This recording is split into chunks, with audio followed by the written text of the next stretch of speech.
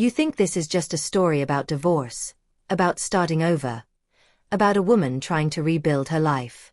But what you're about to witness goes far deeper than heartbreak. It's about loneliness that hides behind strength. It's about a connection that wasn't planned, and a choice that could change everything. By the end of this video, you won't just see what happens between Amara and Malik.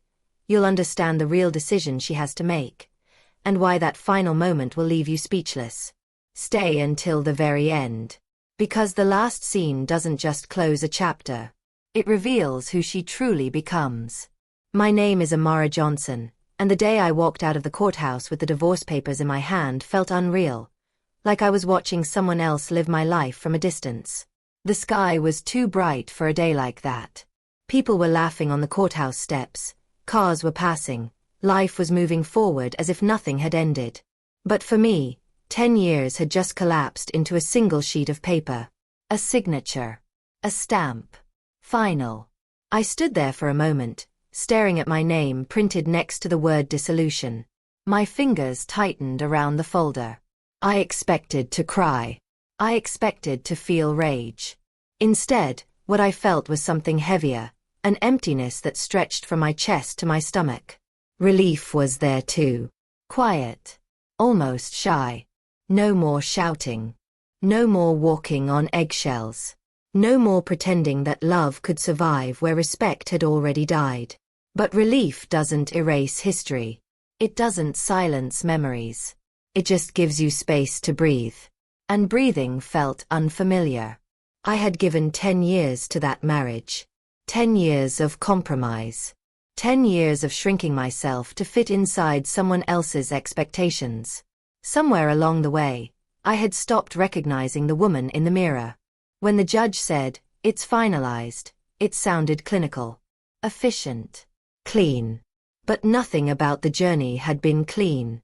I walked down the courthouse steps slowly, my heels echoing against the concrete. Each step felt symbolic, like I was stepping away from a version of myself I had outgrown, but didn't yet know how to replace. My phone buzzed in my hand. It was Naima Williams. She didn't ask many questions when I told her the date of the hearing.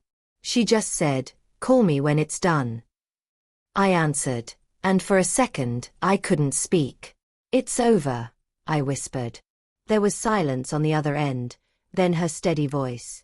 "Come home." Home. The word caught in my throat. I didn't know where home was anymore. The house I had lived in no longer felt like mine. The future I had imagined had evaporated. But Naima's voice was firm, grounding. "Pack what you need. Stay with me.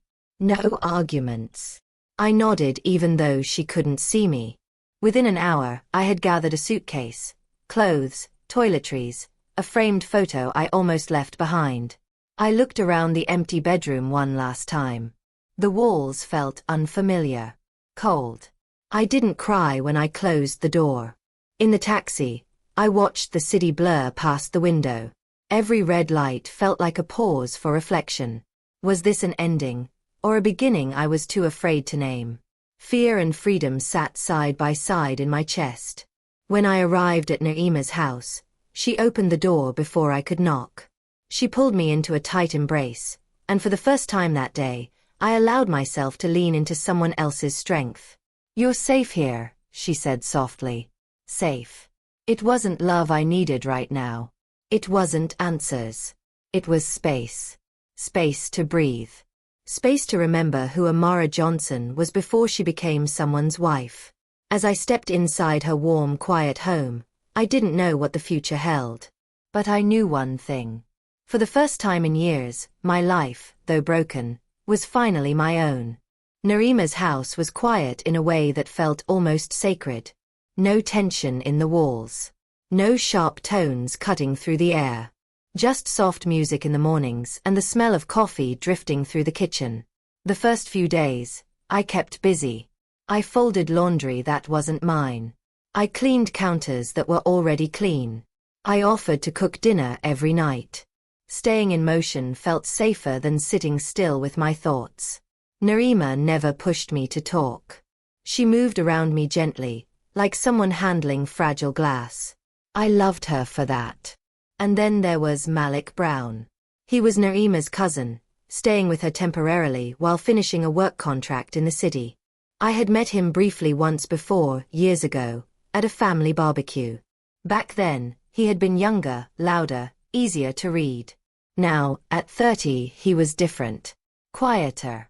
More observant. He didn't ask intrusive questions. He didn't offer forced sympathy. He simply watched, carefully, respectfully, as if trying to understand the parts of me I was still hiding. The first time I noticed it was in the kitchen.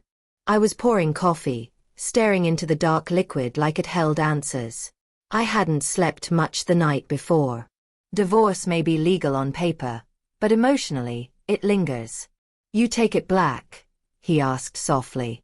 I blinked, almost startled. Yeah. He nodded, leaning casually against the counter, keeping just enough distance to feel safe. You don't have to wake up early to cook for everyone, he added. You're allowed to rest. There was no judgment in his voice. No pity either. Just acknowledgement. Something about that unsettled me. For years, I had been the strong one. The accommodating one. The woman who kept everything running smoothly while quietly falling apart. And now here was someone noticing the cracks without demanding an explanation. I'm fine, I said automatically. He held my gaze for a second longer than expected, not challenging me, not doubting me, just seeing me. Okay, he replied. But the way he said it told me he didn't quite believe it. That look stayed with me all day. At lunch, he asked neutral questions. Work. Books. Music. Nothing personal. But every time I spoke, he listened fully, as if my words mattered. I wasn't used to that. In my marriage, conversations had turned into competitions. Who was right, who was wrong, who sacrificed more. Listening had become rare. Softness had become weakness. But with Malik, there was a calm steadiness. That evening, Narima had to work late. It was just the two of us in the living room. A movie played in the background, but neither of us paid attention. The silence wasn't uncomfortable. It was charged. I could feel his presence without looking at him. The space between us felt smaller than the physical distance on the couch. My body was aware of him in a way that made me uneasy, not because he was inappropriate, but because I wasn't ready to feel anything again. After everything, I had promised myself one thing. No distractions. No emotional shortcuts. No leaning on someone else before I could stand on my own. Still, when I laughed at something on the screen, he smiled, not at the movie, but at me. And for a split second, I felt something unfamiliar. Not dependence. Not desperation. Possibility. That scared me more than loneliness ever had. Later that night, as I lay in bed staring at the ceiling, I replayed small details. The way he lowered his voice when speaking to me, the way he stepped aside to give me space in the hallway, the way his eyes softened when he thought I wasn't looking. It wasn't aggressive. It wasn't rushed. It was careful. And careful is dangerous when you're trying not to feel. I turned to my side, pulling the blanket closer. I wasn't ready for attraction.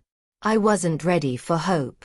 I wasn't ready for someone to look at me like I was more than my broken past. But deep down, a quiet truth was forming. For the first time since the divorce, I didn't feel invisible. By the second week, I had started rebuilding small routines. Morning coffee. Short walks around the neighborhood. Evening journaling before bed. Structure helped. It gave my thoughts somewhere to land. But no routine prepared me for the growing awareness between Malik and me. It wasn't obvious. It wasn't spoken. It lived in pauses. One afternoon, Narima left early for a double shift. The house felt unusually still. Sunlight spilled across the living room floor, stretching in long golden lines. I was sitting at the dining table, sorting through old documents I had finally gathered from my former home. Bank statements. Old anniversary cards. Photographs I wasn't ready to open. You don't have to go through that all at once, Malik said from the doorway. I hadn't heard him walk in. "I'm fine," I answered again, my favorite lie. He stepped closer, not invading my space, just enough to show presence. His movements were always controlled, deliberate, as if he measured every step around me. "That word," he said quietly. "Fine. It does a lot of heavy lifting." I looked up at him then. There it was again, that look. Not desire. Not curiosity. Something deeper. Recognition. My chest tightened. "You don't have to analyze me," I said, trying to keep my tone light. "I'm not," he replied calmly. "I just don't like seeing you carry everything alone."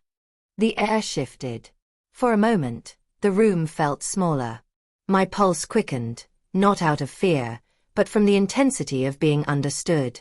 I stood up too quickly, nearly knocking over the chair. He reached out instinctively, steadying it, and for a brief second his fingers brushed mine. The contact was accidental, but neither of us moved right away. It wasn't dramatic. It wasn't cinematic. It was quiet. Electric. I pulled my hand back first. "We shouldn't," I started, though I wasn't sure what I meant to finish. He didn't challenge me. He didn't step closer. "I know," he said. But the way he said it suggested he wasn't entirely sure what we shouldn't meant either. That night, I avoided sitting next to him at dinner. I focused on Naima's stories from work. I laughed at the right moments. I played my role well. But every time Malik spoke, I felt it, an invisible thread tightening between us. Later, alone in my room, I confronted the truth I had been circling around. This wasn't about him being kind. This wasn't about me being vulnerable. It was about timing. I was raw, newly untethered, emotionally exposed. And when someone shows up during that fragile space with patience and steadiness, it's easy to mistake comfort for connection. Or maybe they aren't so different. The next evening, the tension reached its quiet peak. We were both in the kitchen again. The house dim, lit only by the stove light and the soft glow from the hallway. "I don't want to complicate your healing," Malik said suddenly. I froze. "I'm not trying to replace anything. Or anyone." His honesty disarmed me. "Then what are you trying to do?" I asked softly. He held my gaze, steady and unflinching. "I'm trying not to ignore what's there." The words hung between us. What was there? Loneliness recognizing loneliness? Two adults finding comfort in shared silence? Or something that had nothing to do with the past at all? I stepped back, putting physical space where emotional space was failing. "I just got out of something that broke me," I whispered. "I can't start something new while I'm still in pieces." He nodded slowly. "I don't want pieces," he said. "I want you whole. Even if that takes time." That answer unsettled me more than any confession could have. Because he wasn't pushing.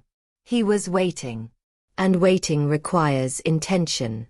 That night, lying in bed, I stared at the ceiling again. The house was quiet, but my thoughts were loud. There is always a line. A line between comfort and attachment. Between healing and hiding. Between choosing someone and needing someone. The danger isn't crossing it. The danger is pretending you don't see it. And the truth was clear now. Malik and I were standing right at the edge. The shift didn't happen overnight. There was no dramatic confession. No reckless decision. Just space. Intentional space. For the next few days, Malik and I moved around each other with a quiet understanding. We spoke. We laughed. But we no longer hovered at the edge of something undefined. I focused on rebuilding my independence. I updated my resume. I started applying for jobs. I reopened the journal I had abandoned years ago and began writing. Not about him, but about me. Who was I now? Not a wife. Not a victim. Not someone waiting to be chosen. Just Amara. One evening, after dinner, Naima fell asleep on the couch. The house was calm. The city lights flickered softly through the windows. Malik stood near the balcony door, hands in his pockets. "I've been thinking," he said. I joined him, leaving enough distance to keep the air clear. "Dangerous habit," I teased gently. He smiled, but it faded quickly. "I don't want this to be something we tiptoe around forever." My heart beat steadily, not fast, not anxious, just aware. "I don't either," I admitted. He looked at me fully. "But I also don't want to start something while you're still healing. I respect you too much for that." There it was again. Respect. It felt different from attraction. Stronger. Safer. "I was afraid," I confessed, "that I'd be choosing you because you were kind when I was broken." "And now?"